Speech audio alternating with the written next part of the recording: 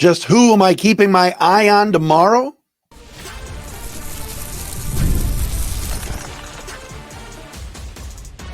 You are Locked On Lions, your daily Detroit Lions podcast. Part of the Locked On Podcast Network, your team every day.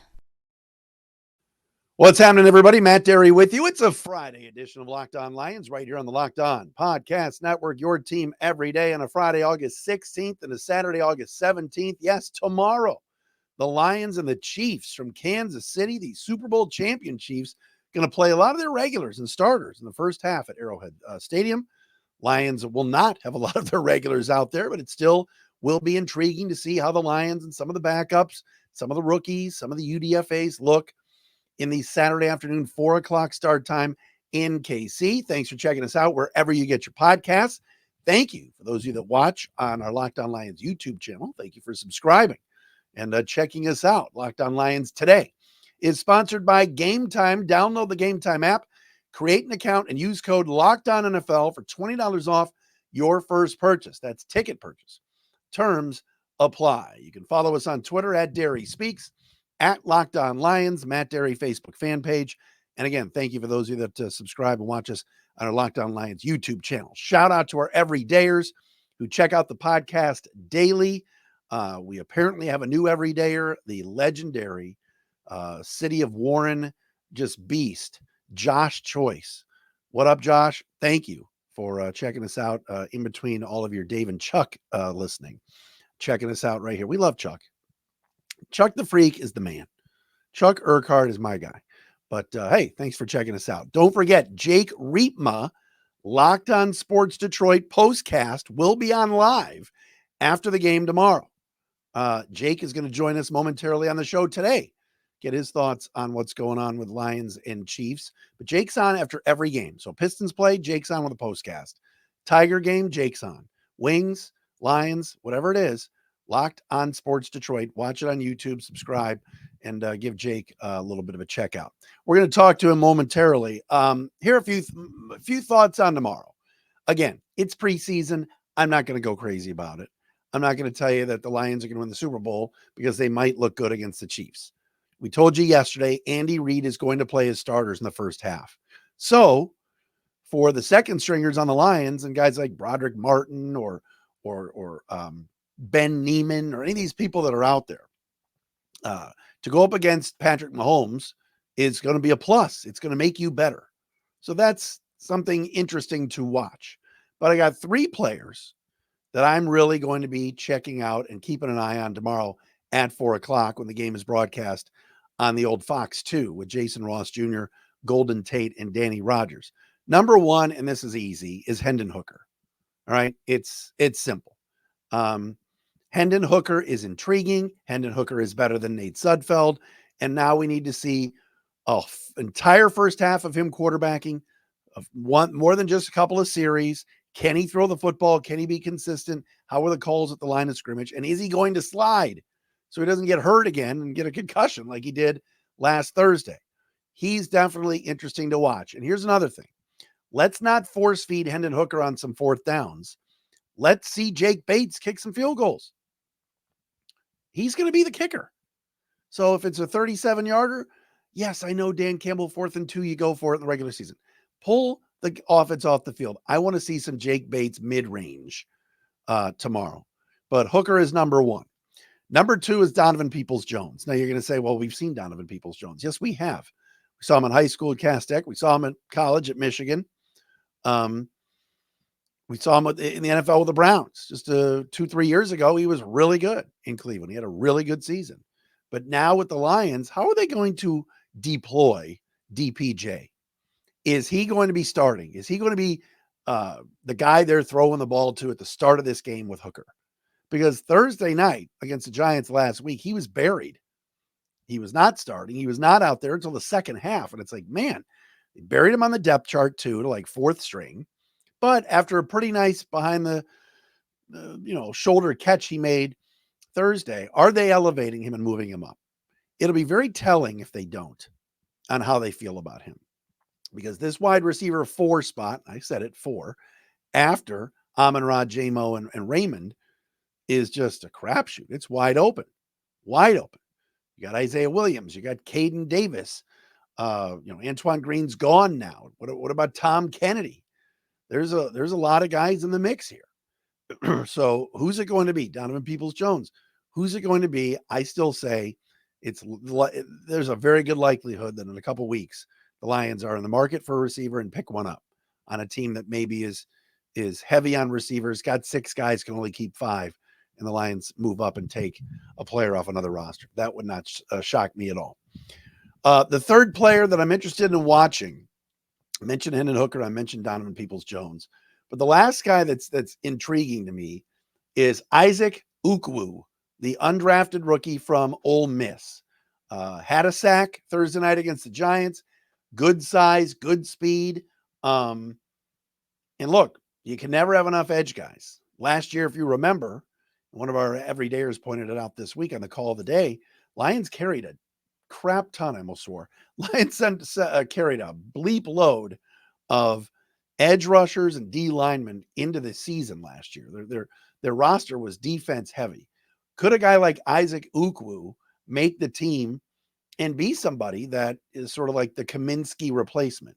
We know there's Hutch and James Houston and Marcus Davenport and certainly Josh Paschal and maybe Matthew Betts from the CFL is the guy, but could it be a guy like Isaac Ukwu, UKWU, 6'3", 258. He's a big guy, but he also was able to have some decent success the other night in the loss to the Giants. So those are 3 guys I'm keeping my eye on for tomorrow at 4:00 against Kansas City. Jake Riepma is going to join us next from the Locked On Detroit Sports Postcasts. He's going to be on after the Lions game with the Lions Postcast tomorrow. And we will talk to him coming up next, get his thoughts on what he saw the other night as well, right here on Locked On Lions. It's a Friday edition.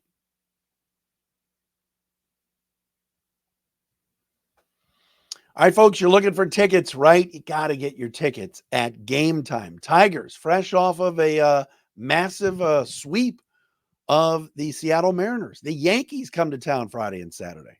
Gametime is an authorized ticket marketplace of Major League Baseball, which makes getting tickets faster and easier.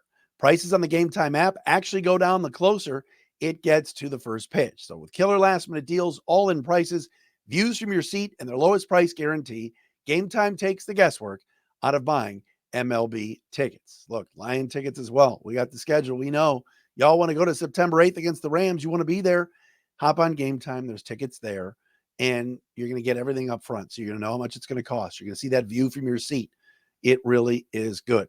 Take the guesswork out of buying tickets with Gametime. Download the Gametime app, create an account, use code LOCKEDONNFL for $20 off your first purchase.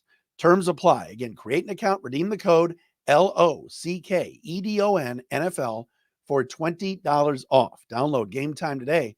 Last minute tickets, lowest price guaranteed.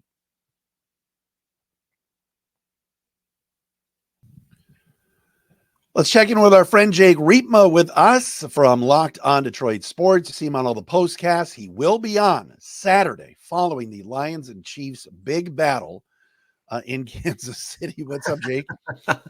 Not much, man. I appreciate you having me on. And yes, we will be live, ready to go for the Locked On Lions postcast. But as I said in the opener, it's our preseason on Locked On Sports Detroit too. So we're working out some things, and that's what the preseason's for, right, brother? I had a couple people hit me up last week. They're like, are you done? And I said, no. And they said, well, there's a Locked On Lion. I said, it's the postcast. That's I'm right. still going to do my show. I go, give Jake a watch and a follow. We're all on the same team here. Calm down. No doubt about it. It's just the best way to describe it is just a 1-2 punch, me and you, man. Hey, you're on before me. You're going on live. I need a minute to digest some of this stuff and listen to Dan Campbell, but you're doing great work, man. I caught some of you yesterday. First of all, these postcasts are fun because you're on right after these Tiger games. And the last 2 days, they can't hit for 7 or 8 innings, and then out of nowhere they win. It's got to be a wild ride for you. You're exactly right, Matt. And I was hoping you'd ask me about that, and we could sneak in a little bit of Tigers here, because if I would have looked at the box score of the last 2 games, especially yesterday's day game, and you would have told me the Tigers won it on the back of Kenta Maeda going 5 2/3 and Javi Baez with the go-ahead home run. That's more rare than Haley's comment, but we'll take it. 4-game winning streak. And like you said, as far as the format of everything, that's what's fun about post-game shows. You've done post-game shows. It's that instant reaction. And, sometimes it's a little bit less calculated, a little bit more emotional, but that's part of what makes this business fun sometimes. And the last couple of days have been a lot of fun, more fun than when Seattle walked it off on the Tigers a couple nights prior in Seattle, where a 3-run double out of nowhere ended the game abruptly, and then I had to figure out what to say. So we like the walk-off wins a lot more than the walk-off loss. No question about it. Follow Jake again. Go to Locked On Detroit Sports on YouTube. It's just the easiest because he's on there, and subscribe so you know it's coming. You had some late nights last week with the Seattle trip and everything else, but how are you enjoying doing it? And you're going to be on after all these games: Pistons, Wings, Tigers, Lions, right? I mean, that's exactly right. Yep. So we're building Locked On Sports Detroit to complement all the individual Locked On channels. And like you said, it's not complicated. Locked On for each team covers it day to day, and then we do a postcast and a post game show after the game. So it's been a lot of fun this summer. The Tigers are very near and dear to my heart, as are the Lions, as is all of Detroit sports. So it's certainly a good fit there. And I've been doing a lot of post game shows. I was doing post game shows at 97.1 The Ticket before we made the switch to Locked On. So we were just continuing the torch, and Locked On Lions postcast is hopefully going to be the most fun because that's the team we have the highest expectations for. So you get on after the game last Thursday, the preseason game. Look, and you and I have both said it. I saw it on your show and then on mine as well. I mean, look, we want to talk about games. It's better than, hey, here's what happened at basically a touch football practice. But there were times, right, Jake, Thursday night last week that it was painful to watch. Oh my goodness, Matt, you're not wrong. I was trying to, doing the whole like keep your eyes open, head bobbing a little bit, but no.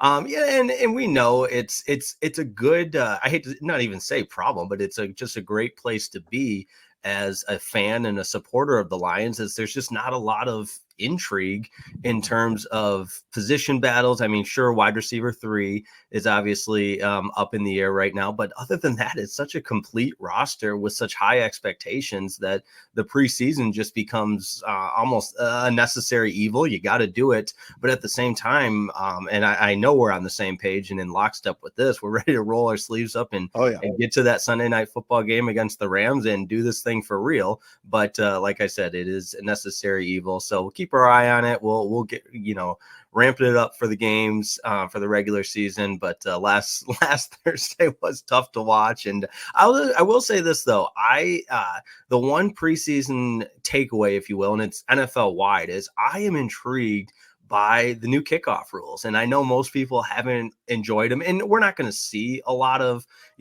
special teams coordinators certainly aren't going to show their hand or anything of that nature. But I love special teams. I mean, I played college football, and, that can be such an important and impactful part of the game.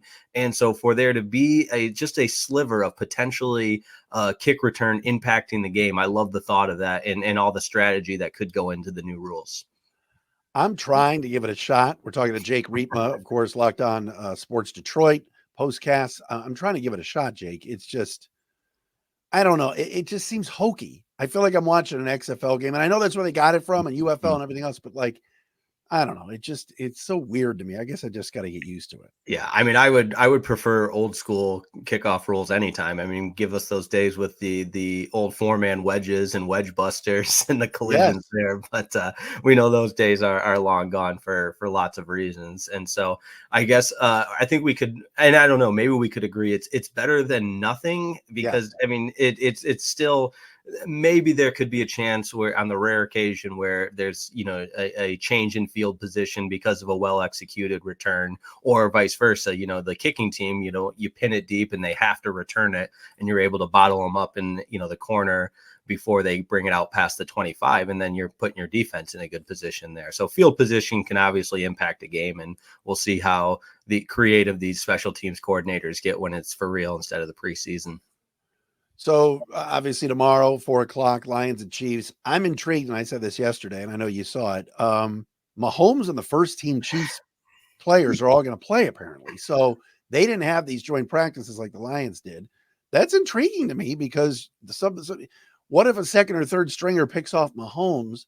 There's confidence that gets built there when you're playing against the best. That's an intriguing storyline, is it not? Oh yeah, and I'm so glad you said that because if you were to ask me what's interesting about this game, I would say it's the team over there, the team wearing the red uniforms, not our team, because they're playing some of the starters. And I was talking to a friend that covers the Chiefs at the old stop I was at that he does some stuff for the Kansas City Chiefs for the Amazon Alexa brand. And and I asked him, like, what is this normal? I mean, and he said, absolutely. Andy Reid's old school, and this is all part of their preseason mentality, if you will, or plan that guys want to get live reps, and that includes Patrick Mahomes and Travis Kelce. So yeah, if you're a young guy on the other side for the Lions, I mean, roll up the sleeves, let's go, buckle the chin strap. This is something you might tell your grand you had a chance to, like you said, pick Holmes or bring down Isaiah Pacheco in the backfield, something of that matter, and turn some heads, because you're going to be going against the one of one on the other side. On the, obviously Mahomes on this end, but Hendon Hooker on our end. I mean, that's the most intriguing storyline, is it not? Absolutely. And I felt like we got a little bit of a sliver of that potential in that game against the Giants. We know how athletic he is, how he can use his legs and create problems and matchup problems for the defense. But we also know the risk or the reward that comes along with that. And he's got to learn to slide. And you pointed that out on your show. I'll point it out. This isn't not to knock on. I mean, obviously the SEC is the best of the best and very high level college football, but you've got in the NFL 11 guys when you tuck that ball and run that are on just missiles that are flying at you to do damage. You got to find a way to get down. And we saw it took less than a quarter to realize, hey, if I don't get down, there's injury concern, and it results in the concussion, but fortunately worked through the protocol, and we'll get to see him on Saturday against the Chiefs, because Dan Campbell has talked just at length about the importance of the reps at this point. I mean, that's what it is for Hendon Hooker. Reps. We know about the injury that forced him to miss all of last year, and it's maybe an overly simplistic take, but he's got to get out there, get the game reps, and see what we have, because I think you and I can all agree QB number 2 better not be Nate Sudfeld. It might be. Who knows? We'll have to see on tomorrow. All right, more with Jake. Let's talk some other players we're interested in watching and keeping our eye out for tomorrow's preseason game number 2 at 4:00 against the Chiefs. We'll do that with Jake coming up next. But first, Locked On Lions brought to you by our friends at LinkedIn Jobs. When you're hiring for your small business, you want to find quality professionals that are right for the role. That's why you have to check out LinkedIn Jobs. LinkedIn Jobs has the tools to help find the right professionals for your team faster and for free. Everybody's exploring on LinkedIn and scrolling, maybe even on your phone, seeing what's going on business-wise with your friends and colleagues. And hey, it's just a great place to post your job because there's so much activity on LinkedIn. It isn't just a job board. LinkedIn helps you hire professionals you can't find anywhere else, even those who aren't actively searching for a new job, but might be open to that perfect role.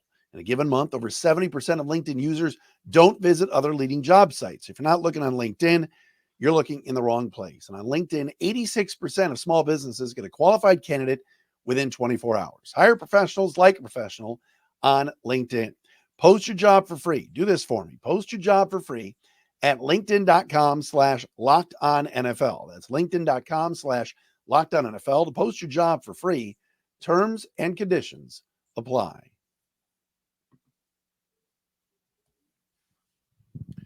You see him on Locked On Sports Detroit. Jake Riepma, the host right there, does all the postcast shows after Tiger games.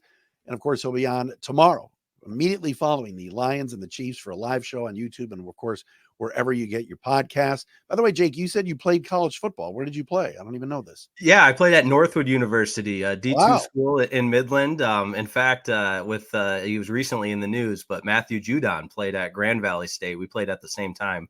Unfortunately, we both played defense, so I never had to be on the field at the same time as him. But he's among a handful of guys. When we were on the field during warmups, I looked across the field and said, I don't belong here. My goodness. Right. No. You're not a big guy. How tall are you? Oh, it depends on, if you look at the roster, it would say 5'11", but we all know that. So that's generous. So really 5'9". Okay. Yeah. I love it. All right. So what else intrigues you about tomorrow? Who else are you keeping an eye on in this game? Yeah, I think and I don't, maybe it is a little bit overplayed, but just following along with Jake Bates. I mean, the progress he's made, and then there was the reports of some of the early camp struggles, and I guess I'm a sucker for a great story too. I mean, Michigan Panther and the USFL to make this team and be an impact player at a position of need.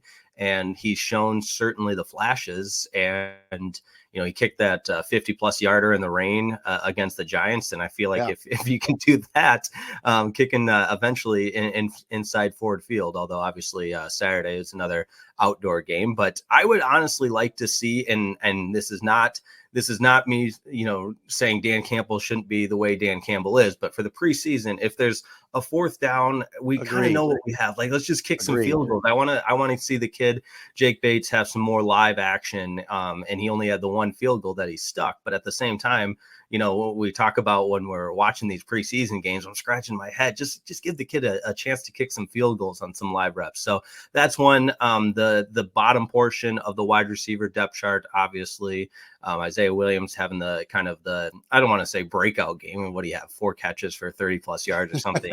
He was the player of the game on the TV broadcast. Yeah. But I'm curious with Donovan Peoples-Jones. I mean, DPJ is just, we've seen, it wasn't that long ago. This guy was, a receiver in the league that had some value. And I hope his best days aren't so far behind him that he doesn't have anything left to give. So that position battle is on my mind. And then I liked what we saw from Broderick Martin in the game against the Giants. He made some plays, got in on a sack, and we all know depth in the trenches is never a bad thing. So whether it be the offensive line or defensive line depth, and I think again, to speak to the completeness of this roster at this point, we know who we have, offense and defense. Let's start seeing what the depth might look like. You bring up a great point, and I said this before you came on with Bates. You're right. We've seen him nail 53 yarders and 60 yarders. Now it's time to see from 37 if he can make those. It's almost like he's better from distance because he's just belting it, as opposed to, all right, what hash mark am I on? How's this going to look? Right. Is the ball centered? I think that's going to be big. I agree with you about, we know Dan Campbell is Dan Gamble, as our mutual friend Jeff Rieger calls him.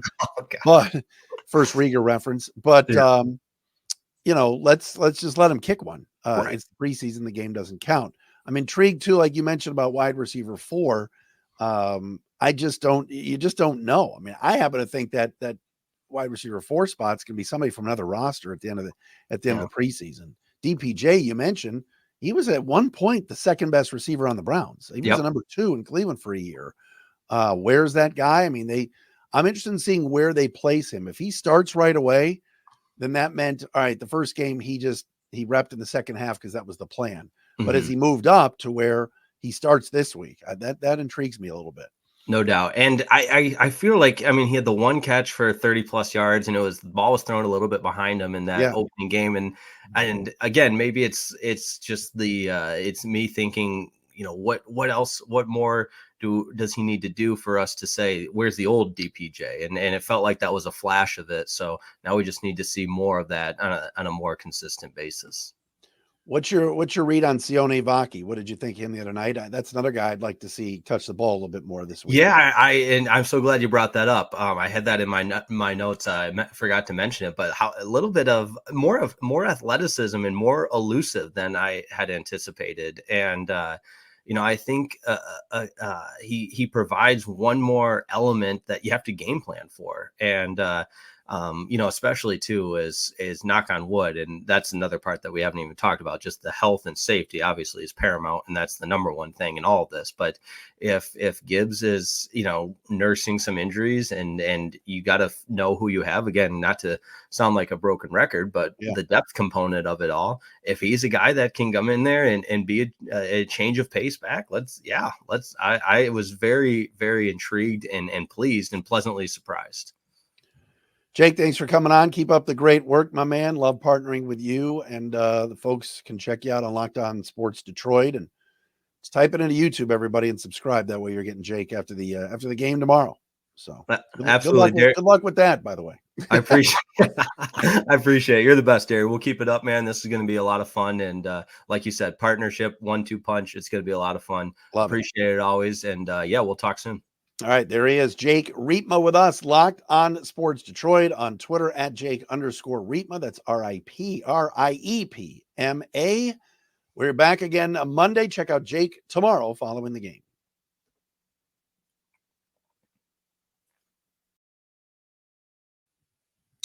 And folks, very quickly, I'm back for 1 second. I got to do this. So hold on. Isaac Ukwu, who I mentioned before as a guy to watch, is number 45. So sometimes, you're at a bar or you're somewhere and there's no volume and you're looking at the numbers. I just wanted to point out Isaac Ukwu is 45. That's a guy to keep an eye on coming off the edge tomorrow afternoon. Now we are done. Back Monday. Check out Jake tomorrow after the game.